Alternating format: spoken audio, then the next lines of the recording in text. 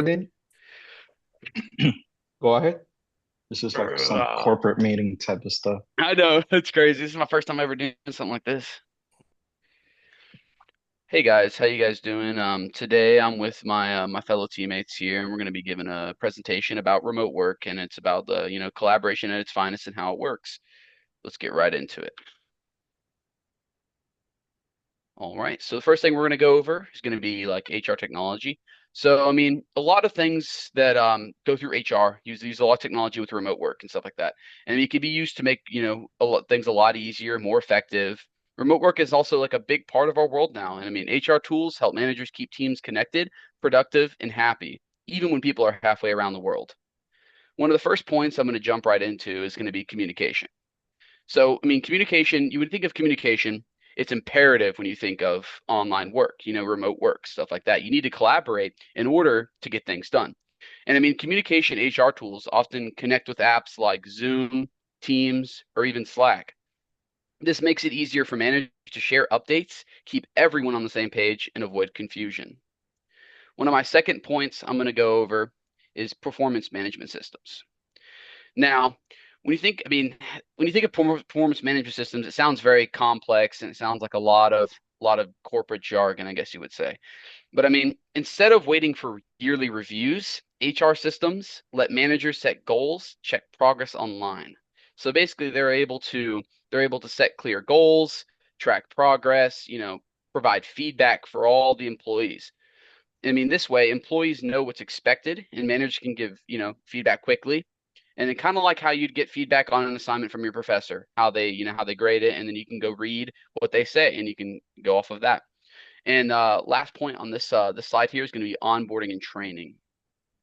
So when someone new joins, HR tech can guide them through forms, policies, training videos. All that stuff can help someone learn how to use certain programs for remote work, such as Zoom, any meeting website, any dashboard. Any new employees feel welcome and learn what they need, even from home.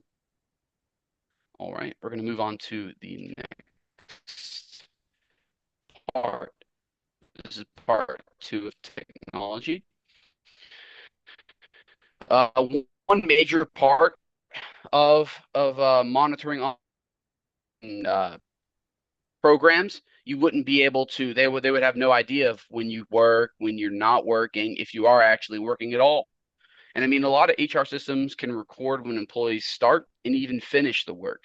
This helps managers see patterns without constantly checking in, keeps things fair because it monitors mouse movement. It can even monitor keystrokes to see what people are putting in and stuff like that. It helps definitely monitor what they're doing on their actual work. We're moving on to employee engagement and retention, keeping employees and making sure they're engaged in what their work. And I mean, remote work can really feel lonely sometimes. You're all by yourself in your house. You're not really. Sometimes you're not even talking to people. You're just doing work. And I mean, HR tools can send surveys, run recognition programs, or organize virtual activities to help people kind of cope with that. But there is still a lack of human connection. Though managers can use these tools to keep morale high and make sure employees feel valued. Finally, we got compliance and payroll, a very important part of this. So remote teams might work in different states or countries. HR tech makes sure payroll taxes and benefits are handled correctly. So managers don't have to worry about breaking rules. We want to make sure that all of the work these people are doing remotely is getting tracked, and they're getting paid correctly, as long with their benefits. You don't want to lose benefits just because someone thinks you're not working. And I mean, so to sum it up, HR technology helps managers with communication, performance, onboarding, time tracking, engagement, and compliance. It saves time, keeps employees motivated, and makes remote work run smoothly. Thank you. Okay, thank you, Jacob. And now we're gonna be talking about examples of good and bad practices in remote work.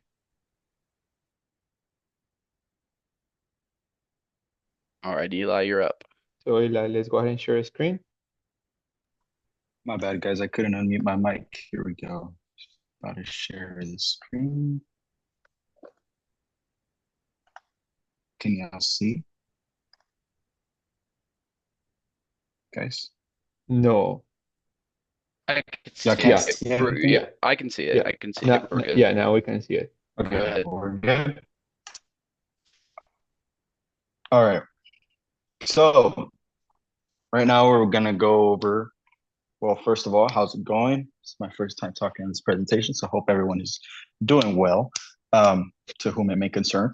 So we're about to talk about the next part of our presentation, which is good examples and bad examples of remote work. First thing we have here,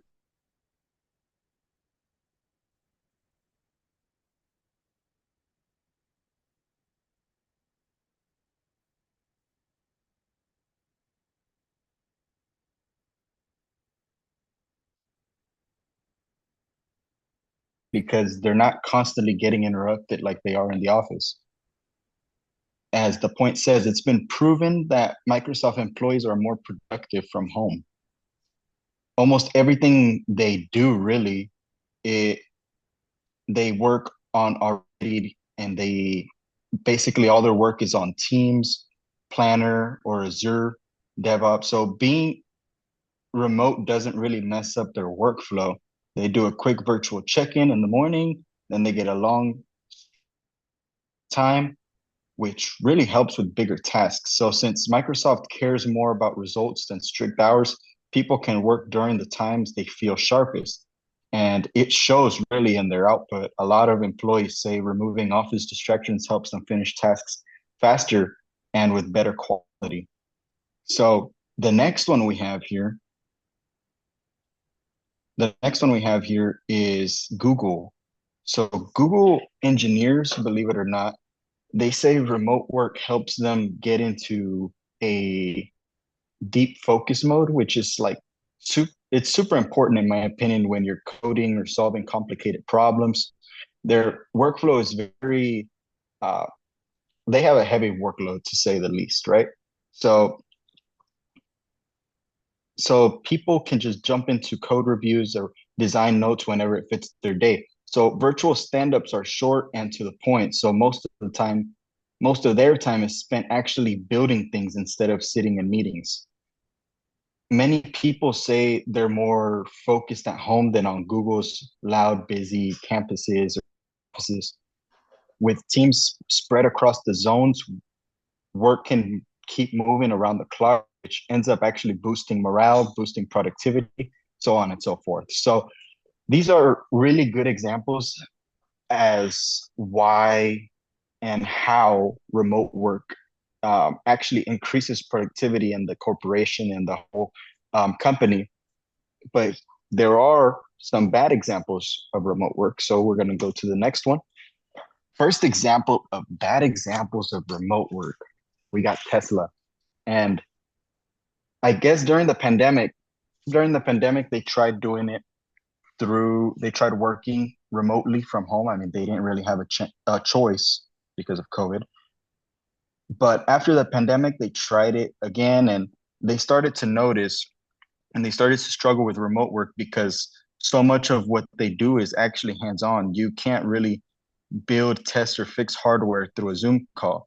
So engineers said it was harder to solve problems quickly when they weren't all looking at the same piece of equipment.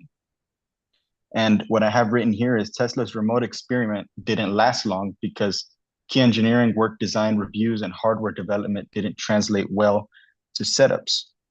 Design reviews moved slower when everyone was remote, and it became tougher to collaborate on prototypes, the stuff they build.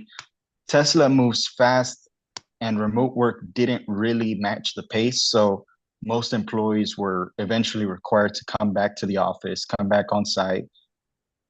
And after seeing productivity slip, they basically had to call everyone back because you can't really run a business like Tesla from home. The next one we have is a big corporation, Goldman Sachs. So Goldman Sachs actually also struggled with remote work because their whole operation really depends on fast communication and quick decisions. Some people wouldn't get their email responses on time. Some people didn't always have the same time schedule to hop on a Teams call.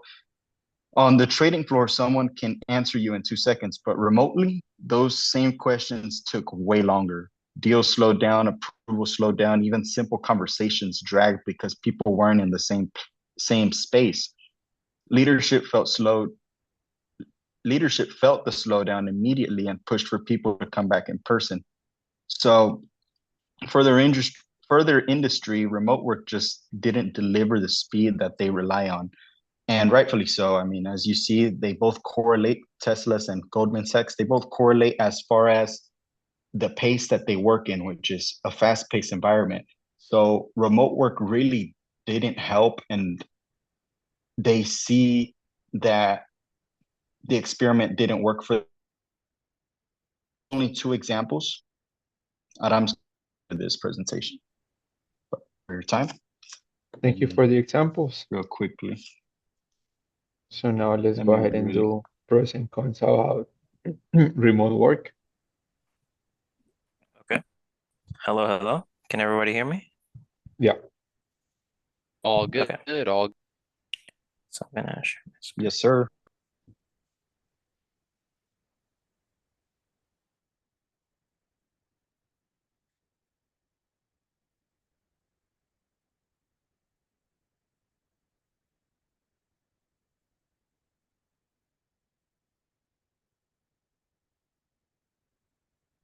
Are you sharing your screen?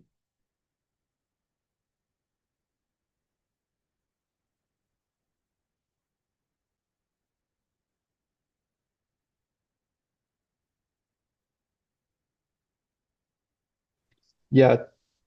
Talking Okay. about Yeah, remote recording. work, I was Yeah, having technical difficulties. no So, worries, no worries. this is a Yeah, we're back pretty up. great example of remote We're work. back up. Okay. So with strategic workforce, so we're kind of in a situation of how do we implement this in the company. So by us moving forward, we need to understand, well, what are the right people with the right skills in the right place at the right time? And that's kind of what strategic workforce is, the drive for innovation. So it kind of starts with an understanding of hey, who are our talents? Who do we need? You know, we want to really implement this, really want to grow this within a company. So we need to build, say, a roadmap. Say, in 1 year, I need to have a director in this position. And in 3 years, I want to have this organization, this group of people under this one role started. Um, and we need to understand like what industry we're in and what roles we currently have. It's very important to take in who we already have, what kind of staff members we have, understanding what kind of skills they utilize. By understanding kind of like our foundation, our floor, we can measure which roles um, fit remote workforce while other remote workforce don't. So it kind of varies uh, between understanding like, hey, what industry we're in, what limitations do we have? Do we need more managers? Is this like a high turnover rate? Um, and then once we address those issues, once we stated those issues, we can really work to fixing it because we can always set a time rate. In our company, we kind of do it like as rocks. So understanding these rocks and how to overcome them, uh, we can say, hey, we lack this technology, we lack this department, we lack this kind of skills.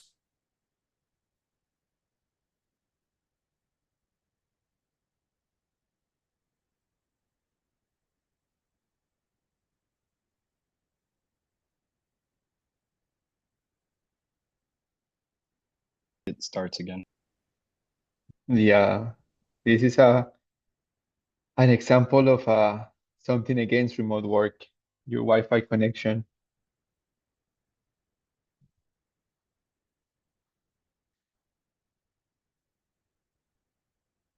How do we structure it?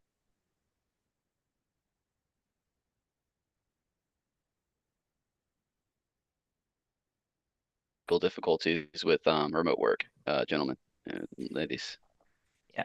So kind of like how do we structure this opportunity? How do we take remote working and how do we implement it? I kind of showed a little step by step kind of roadmap. Like I said before, starting kind of like a 1 to 3 year roadmap, understanding like the departments that we have, because sometimes we have like accountants, we have engineers, we have people who order parts. There's a lot of roles that we can evaluate and measure and say, well, we can have 60% of the work done at home, or we can have 30% done in the office.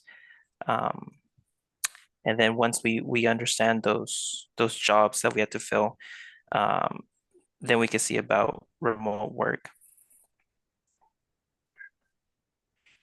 And then creating a skill sheet. I think that's a very important thing to understand who we have right now and what roles we need. Um, with remote work, we can utilize its advantages of saying, hey, we can pick up people not just from Texas, but from Austin, but from San Antonio.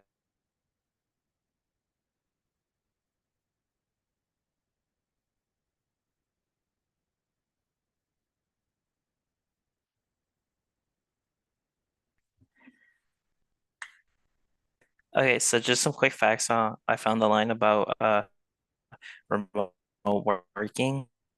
We found that job satisfaction really went up. People really did feel like they were more part of the organization. But yes, there is some drawbacks, including social and professional isolation, fewer opportunities for information sharing, and blurring the boundaries between work and especially since COVID time. Like we exponentially already have remote working, so I feel like it'd be a step back if we just went just everybody just shifted back to the office.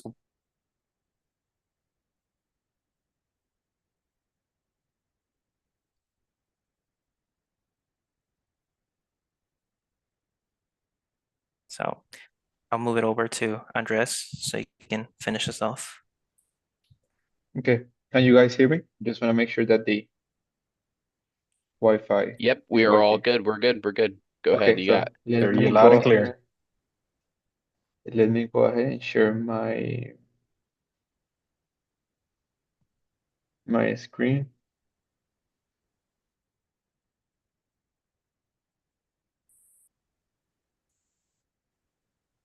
Can you guys see my screen?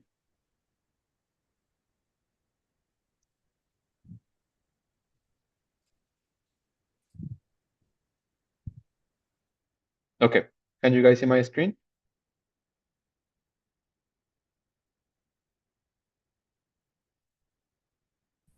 I think it's still loading. Can you There we guys see go. my screen? Yep, we can see. We're good. Yeah, I see it. Okay. So now talking about the Wi-Fi going just some more technical difficulties going on right now. All good, all good.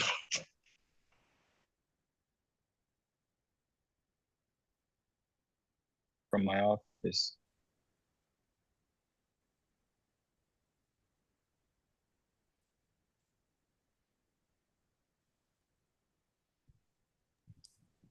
Honestly, we might have to do